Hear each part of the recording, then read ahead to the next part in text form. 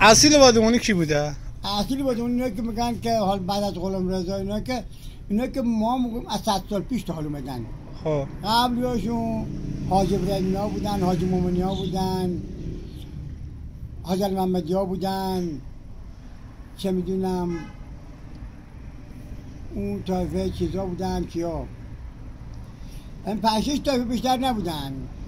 این محسنیا بودن که با حاج ابراهیمیا بنده یه طایفه است. باب جون ما با حاج ابراهیمیا اینا طایفه نبی محسنی هن. این یک طایفه اصلش. همین اصیل بوده طایفه مادری به حساب مادرم حاج محمدیا. همین بقیه غریبن همه. خب کیا غریبن؟ عباس رسولیا. خب غریبن؟ کاشون. کاشون یا؟ خب ملکیا. خب عسکریا. عباس نبیا. اوس حسنیا. اوس نصراللهیا. حسین کاشیا. اینا هم غریبن.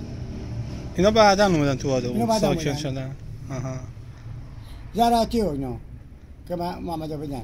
علی اسماعیل اینا میشه آبادیان. اسماعیل آبادینیا.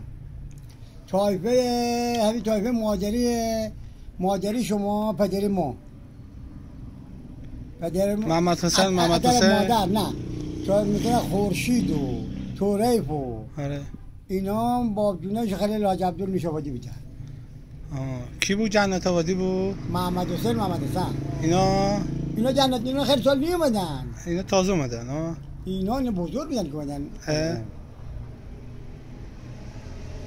البته ماجر اینا وادغونی بودن. ماجر اینا خارشاه سلطانی بودن. مادر خارشاه سلطان بوده.